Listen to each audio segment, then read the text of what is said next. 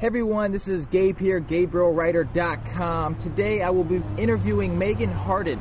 Now Meghan is a professional golfer, a model, and will be on the Big Break show coming up on the Golf Channel, Big Break Atlantis. Now Meghan has a lot of cool things going on for her at the moment, and I just want to personally thank Meghan before we start this interview for doing this interview with me. I appreciate it, taking some time out of your day.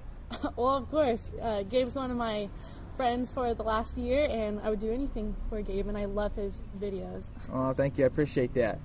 Now, Meghan, let's start with how old you are now. How old were you when you first started playing golf, and who introduced you to the game of golf? I guess I've kind of always played golf because I've always lived on a golf course, and my mom introduced me to golf, but I didn't take it seriously till probably my senior year, and then that's when I started playing every day, and I never practiced year-round because we had snow, and I was more focused on cheerleading. Now, when did you first start playing competitive golf? I started playing competitive golf freshman year of high school. I played on the men's varsity golf team at Rim of the World High School my freshman through senior year, and that's probably when I started playing competitive golf, and we played 18 holes from the blues. Now, that's very impressive because for a female playing on the varsity men's golf team, I know guy friends who couldn't make it to the varsity golf team in their school. So that's incredible.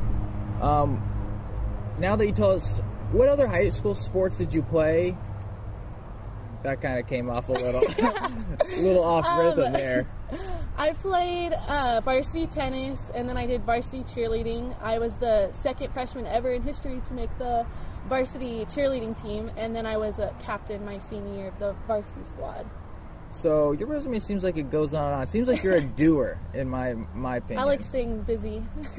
That's a good trait of an athlete.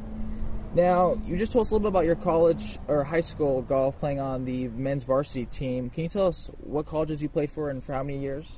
I played for Cal State San Marcos for a year, and then I decided it wasn't the right fit because the coach favored seniority over performance, so I switched to Palomar College, and I played there this last semester before going on to the Big Break, and I was the captain of that team, and then I had taken second at regionals, and then we won the state championship for the or CCCAA or whatever it is. So what do you like most about competitive golf? Obviously, you're pursuing now a professional golfing career. What is it that you like the most? Well, I get to golf for a living, so that's awesome. And then I am just very competitive. I don't like to lose at anything, whether it's ping pong, video games, which I'm very competitive at. Love my video games. Anything, tennis, golf. So golf, and now it's my latest passion. But what's better than to play professional golf and beat everyone at it? That makes a lot of sense to me. Like I said, usually the best athletes in the world are the most competitive, and you'll see that in every aspect of life. Now, when did the thought cross your mind that you wanted to play on the LPGA Tour, that was your goal? My senior year of high school, that's when I decided. My mom had always told me, to play, keep playing golf because you could be on LPGA, but then I started seeing people like Natalie Golbis that actually really sparked my interest in golf. I didn't really think about golf as like a fun, and kind of girly sport. It can be like a girly tomboy sport where you can, dress up, and it's kind of like cheerleading, but you get to dress up for your big event and then perform on your own. So probably my senior year was when I decided I really wanted to play on LPGA. Very cool. Now, you just mentioned Natalie Golbis. Did you have any other role models or mentors you looked up to in the golfing area, like a Natalie or somebody else? Natalie's my number one mentor, or role model, maybe. What's somebody you look up to? Yeah. My mentor is probably my mom. She's always, played golf. She has always been like a runner-up in the club championship at our golf course. So I always looked up to her golf, and then I ended up beating her the last few years, and she came. She's right here. Close. She's right here too. Oh my gosh.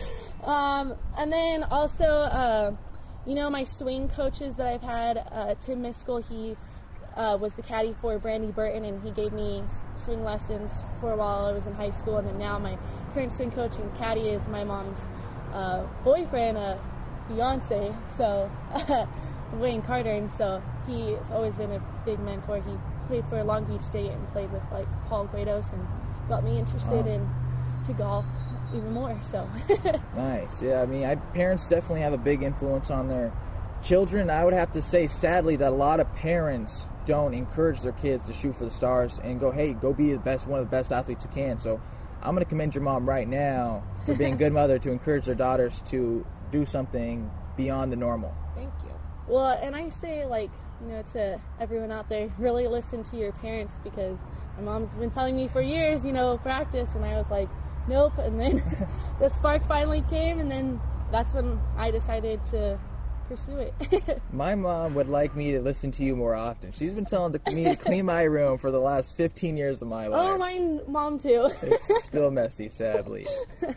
Now, you were recently a contestant on the upcoming show, The Big Break Atlantis. Now, if I did my research correctly, you were the youngest competitor to ever be on the show at 19. Is that correct? Yes, and I'm still 19 till July 21st. So this is crazy. I'm doing this interview, and it's like she goes from high school to college to Big Break show to professional golfer to tailor-made clothing equipment sponsorship to and it's like now it's going so quick. I know, it's so fast. I think just when you're a really driven person, things happen like that for you because you're putting yourself out there. And I mean, for when I got onto the high school team, to college, to the Big Break, I kept emailing people over and over and over and just shoving myself in their face until they're like, whoa, okay, fine, we'll just take this girl, So I'm always putting myself in everyone's face. Always showing up. That is advice for anyone to follow. And I personally know from not doing things and being lazy how much time can fly, but also being very surprised on how much improvements and success you can get if you're actually constantly doing the right things repeatedly.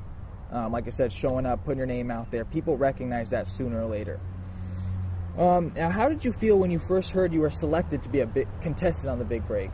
Well, when they first called me, they only told me I was a semi-finalist, and so I kept thinking that I'm still not on the show, and they told me they wanted to come film me at my hometown, so they came and filmed me all weekend, and I still had no idea, and they're interviewing me, and then in the middle of the interview, I get a phone call that I'm on The Big Break, and I was completely shocked. I had no idea I was even close, and then when I got the phone call, tears started coming out. Wow, that's awesome. Now, what was it like having cameras follow you around in your hometown, or just having cameras there in general? I guess it didn't even really hit me until I started seeing commercials now, but I just thought it was kind of funny. Like, it was funny, like, having these people follow you, and you have, like, this radio on your back, and everyone's, like, looking at you like, why is there a camera? But it's kind of just a funny experience, but it's very cool. Nice. Now, to be on The Big Break show, I heard you had to turn professional. Now, can you take us through your thought process on what you thought the benefit was of turning professional and going on the show, as opposed to of staying an amateur and not going on the show? Well, I think The Big Break is a once-in-a-lifetime opportunity. Like, thousands and thousands of people apply and try to get on the show, so for me to get that opportunity, there's no way I would turn that down, because I might not ever get it again. And second of all, I mean, I'm kind of just over college golf. I'd rather just, start going out and playing. I mean, I've gotten 2 years of experience pretty much, and then, the next 2 years I'll just focus on trying to become professional and just see what happens. I'm just going to keep going, and I'm not going to be attending school, so that I could just focus solely on golf and see if I can make it in the next few years. I like it. Yeah, I think definitely being on the show is going to give you, that's going to put your face in front of millions of viewers, get you got a lot of good publicity, and put your name out on the golfing market for sponsors or marketing or advertisements, something just like TaylorMade. And the new thing nowadays is young people playing golf. Ricky Fowler's a big one, Lexi Thompson. So golf needs young people to keep it popular, especially for LPGA. So they need, those fun personalities that are young to keep the ratings up and just to make it more fun. And, every year the competition's getting better and better and better. Yeah, I think if being on the LPGA Tour is your goal, I don't see why you would spend any other time